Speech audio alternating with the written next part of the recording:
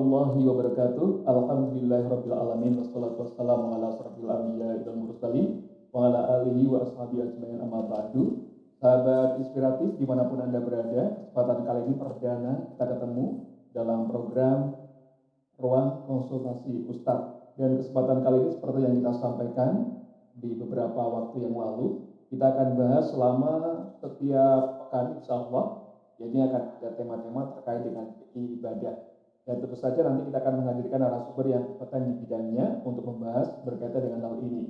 Dan kenapa kemudian ini perlu kita bahas fikih ibadah? Tentunya nanti kita akan sampaikan dulu ke Ustadz ya. Manfaat daripada kita membahas terkait dengan fikih ibadah apa dan sebagainya, tentu akan kita sampaikan kepada Anda. Dan nanti kita akan mulai dari yang awal, basicnya adalah terkait dengan tohar.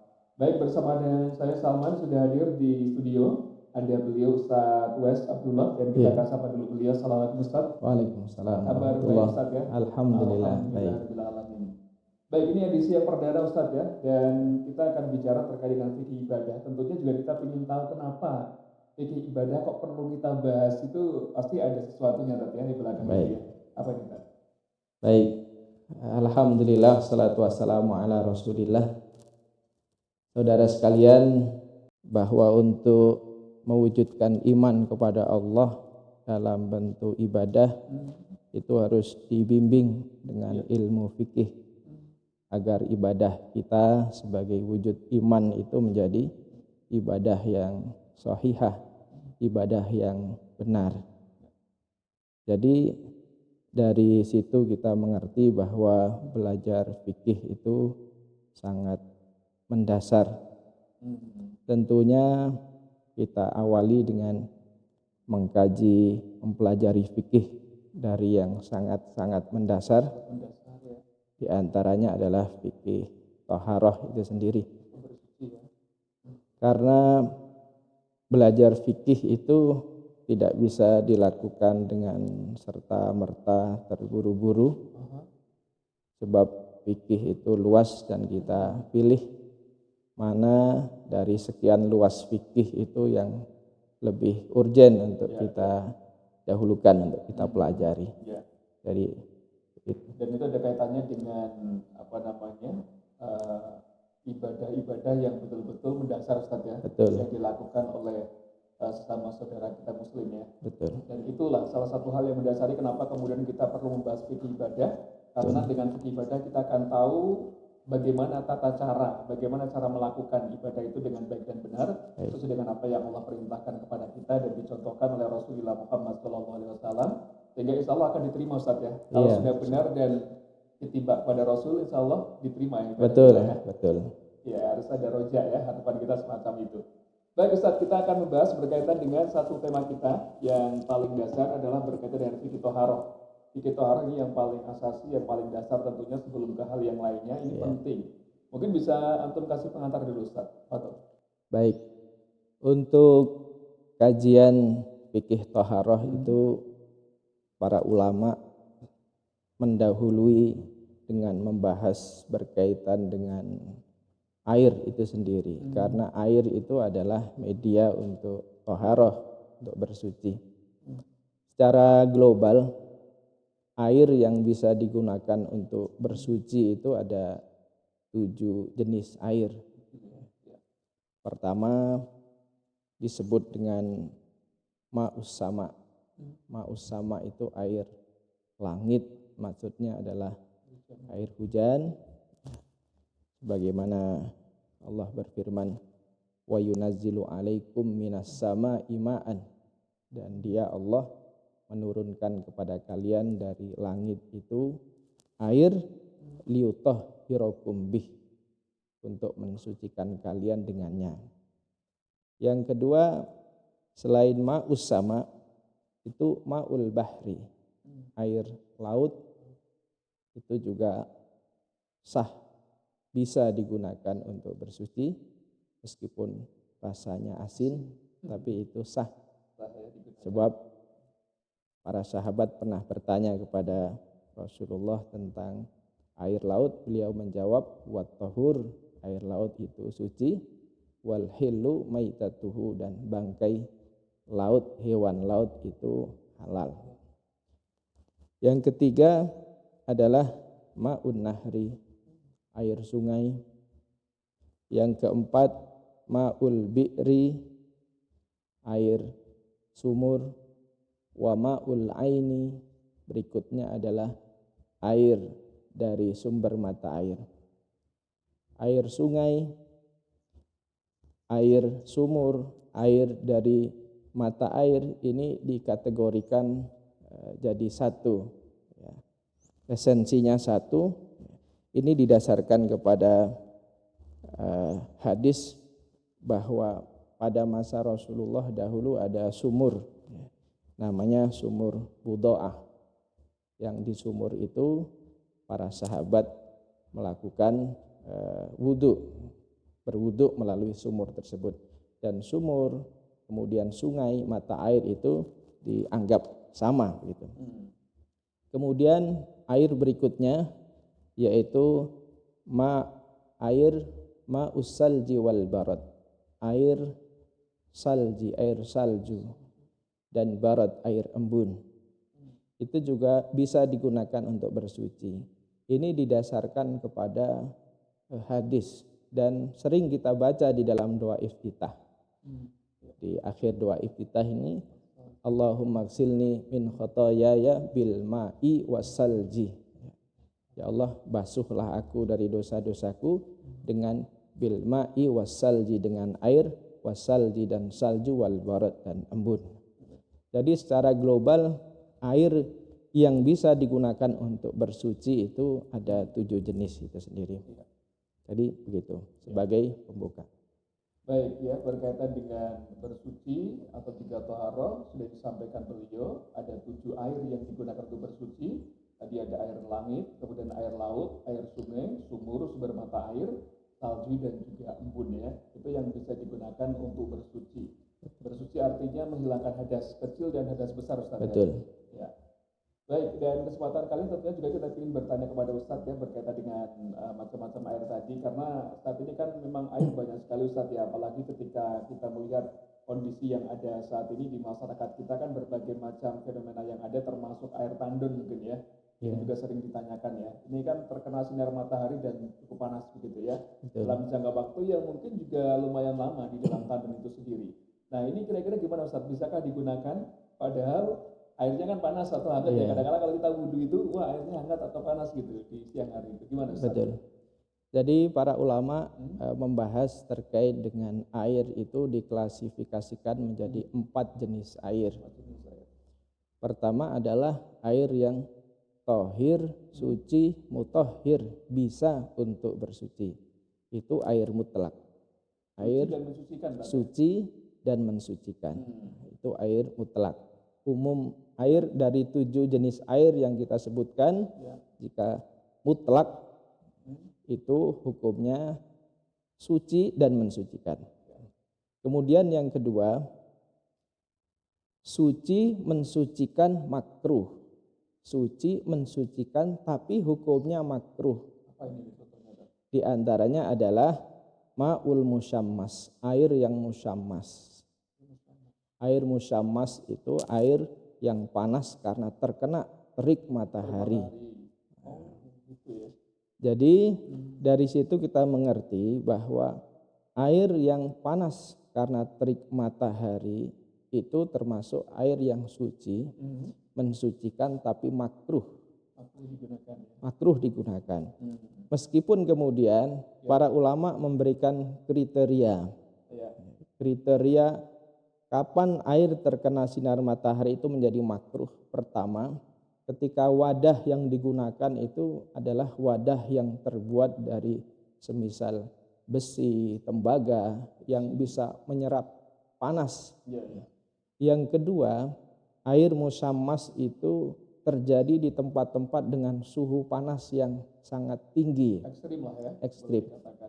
Itu baru termasuk air dalam kategori suci mensucikan tapi makruh dalam bentuk air musyammas itu tadi, air yang terkena terik matahari tadi. Jadi ketika air di tandon yang ditanyakan tadi, itu tandonnya tidak terbuat dari sejenis besi, tembaga dan yang semisalnya, berarti kriteria itu gugur. atau itu terletak di tempat yang suhu panasnya tidak terlalu panas, juga tidak terkena hukum tersebut. Karena sebab makruhnya itu adalah disebutkan dalam beberapa riwayat annahu yurisul baros, bahwa air musamas itu bisa menyebabkan penyakit baros, penyakit kulit, belang kulit. Jadi seperti itu. Sedangkan jenis air yang ketiga itu ada air yang tahir ghairu mutahhir, suci tapi tidak mensucikan. Ya, suci tidak mensucikan. Misalnya seperti ma'ul musta'mal, air yang sudah dipakai. Air itu sudah digunakan untuk wudhu misalnya, sudah mengenai organ wudhu kita, kemudian air itu dikumpulkan untuk wudhu kembali, itu tidak boleh. Itu suci tapi tidak mensucikan. Atau jenis kedua adalah air suci yang tercampur barang suci lainnya sehingga merubah sifatnya. Misalnya air putih dicampur dengan gula, dicampur dengan kopi, jadilah air kopi. Kopi itu suci, kalau tidak suci tidak bisa diminum. Suci, tapi wudhu dengan air kopi itu tidak bisa, karena dia suci tapi tidak mensucikan. Kemudian jenis air yang keempat adalah air yang terkena najis. Air yang terkena najis. Air yang terkena najis itu tidak suci dan tidak mensucikan. Seperti itu. Air yang terkena najis tidak suci dan tidak mensucikan. Meskipun tadi kalau antum bicara soal air-air yang tadi diperbolehkan untuk bersuci kan termasuk ada air sungai gitu kan, biasanya di sungai itu banyak bangkai, banyak sesuatu hal yang barangkali memang kotor gitu Ustaz. Ini termasuk enggak Kak di situ Kak? Itu dalam pembahasan air yang terkena najis ada pembahasan bahwa air itu diklasifikasikan menjadi dua. Pertama ma'un qalil, air sedikit, dan ma'un kasir, Ukurannya? air yang banyak. Ukuran air banyak itu adalah kullatani fa aksar, 2 kullah lebih, 2 kullah lebih. Apabila air itu jumlahnya adalah di bawah 2 kullah, air itu di bawah 2 kullah ketika dia terkena najis, maka hukum air tersebut najis meskipun tidak berubah. Kalau air itu jumlahnya di bawah 2 kullah terkena najis, air itu najis meskipun tidak berubah warnanya, tidak berubah sifat lainnya, tidak berubah. Tapi ketika air itu ma'un kasir, air yang banyak 2 kullah lebih, ketika terkena najis dilihat apakah berubah sifatnya, berubah warna, berubah rasa, berubah bau. Jika tidak, maka tidak najis. Jadi seperti itu. Sedangkan 2 kullah itu sendiri di dalam fikih memang ada perbedaan pendapat berkaitan dengan jumlah. Tapi ini saya ambilkan dari pendapat yang saya anggap lebih rajih, yaitu 1 hasta seperempat. 1 hasta seperempat itu jika diukur itu adalah air yang berada di dalam bak dengan ukuran 91,8 cm baik lebar, panjang maupun tingginya. Itu 1 hasta setengah. Atau kapasitas liter itu sekitar 270 liter. Jadi air di bawah 270 liter terkena najis itu najis tanpa dilihat ada perubahan atau tidak. Jika di atas 270 liter terkena najis dilihat berubah atau tidak. Jika tidak, maka air tersebut tetap suci. Gitu. Baik, dan tentunya memang berkaitan dengan air ini barangkali selama ini kita memang belum begitu paham dan juga belum begitu mengerti ya terkait dengan air ini ya. Katakan yang penting pokoknya air dari mana kita gunakan untuk apa dan sebagainya.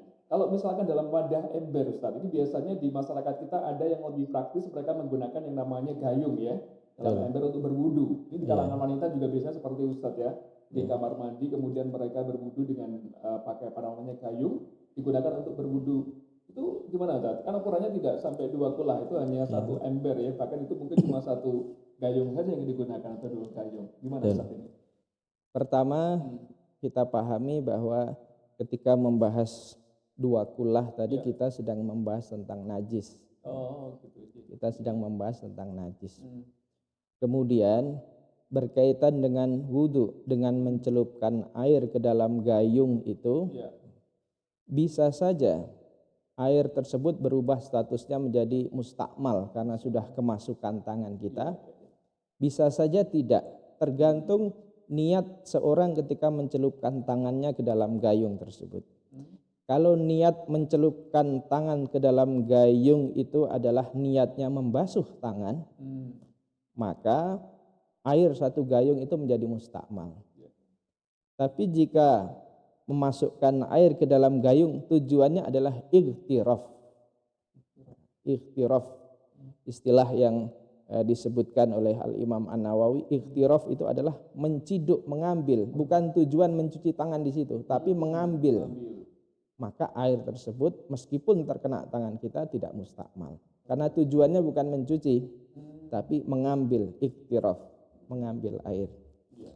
Berarti tergantung tujuan kita ya. Betul. Tujuan niatan kita ya.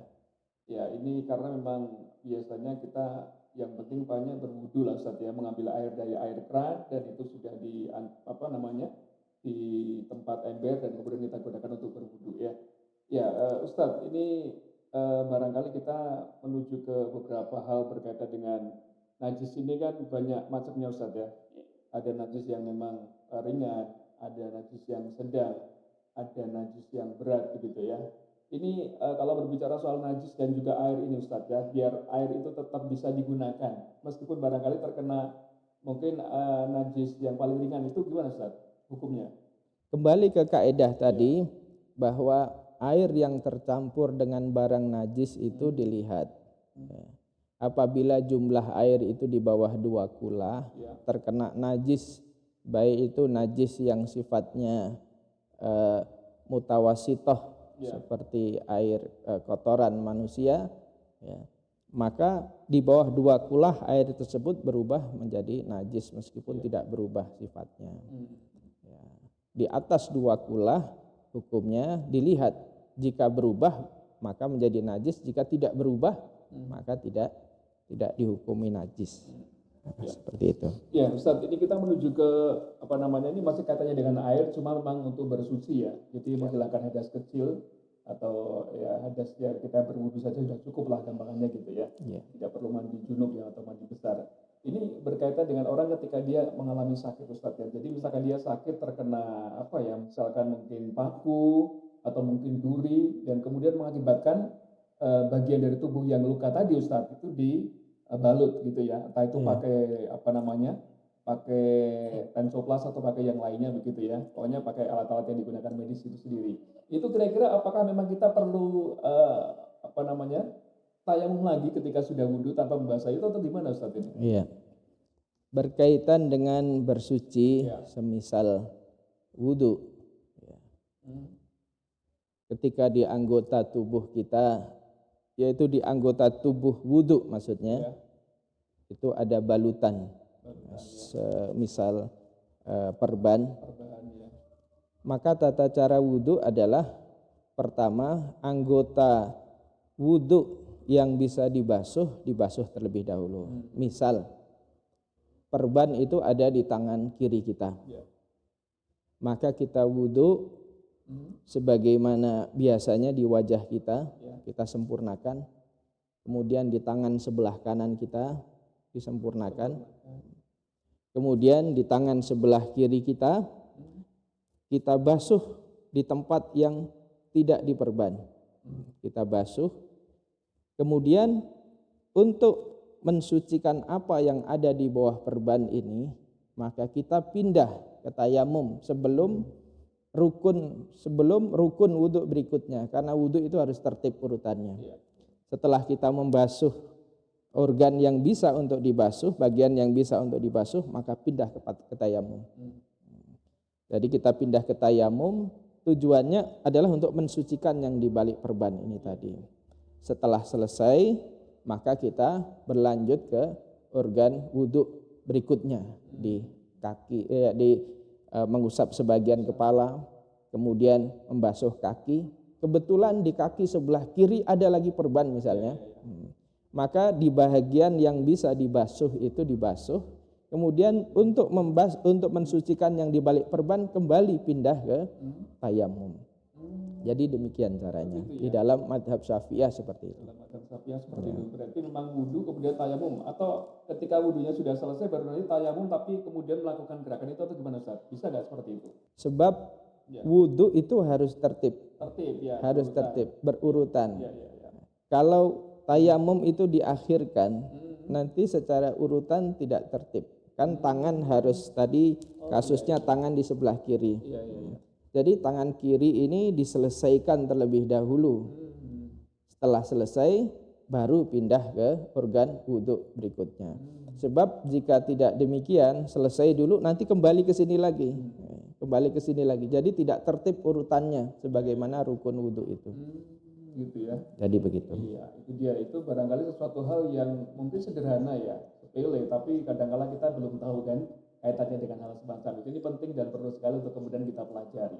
Nah, Ustaz, kita berkembang ya ke pertanyaan yang lainnya berkaitan dengan yang namanya puasa. Ya. Ini ada pertanyaan terkait dengan yang namanya puasa. Kalau siang hari apakah diperbolehkan untuk berkumur ketika berwudu ataukah tidak berkumur, Ustaz ini? Berkumur ketika puasa hukumnya adalah diperbolehkan selagi berkumur itu tidak mubalaghah. Mubalaghah itu adalah berlebihan, berkumur terlalu dalam. Sebab jika berkumur itu terlalu dalam kemudian tertelan, itu menyebabkan puasa itu batal. Ketika berkumur itu mubalaghah, terlalu dalam, terlalu berlebihan. Jadi berkumur ketika puasa itu hukumnya adalah diperbolehkan. Baik, jadi diperbolehkan ketika kita berpuasa berkumur asalkan tidak berlebihan ya, gitu ya. Baik, mungkin pertanyaan terakhir Ustadz ya di kesempatan kali ini berkaitan dengan mandi janabah ini ya, antara laki-laki dan perempuan apakah sama ataukah berbeda ini Ustadz? Secara umum mandi janabah bagi laki-laki dan perempuan itu sama. Rukun mandi janabah itu pertama adalah niat. Yang kedua adalah menyiramkan air ke seluruh anggota tubuh. Selesai. Rukun mandi janabah 2. Itu berlaku bagi laki-laki dan perempuan. Adapun berkaitan dengan tata cara, mungkin yang dimaksud adalah apakah wanita itu perlu membuka ikatan rambutnya gitu. Misalkan membasahi rambut kan kalau laki-laki ya. Jadi apakah wanita yang mengikat rambut itu harus membuka ikatan rambutnya atau tidak? Itu dilihat.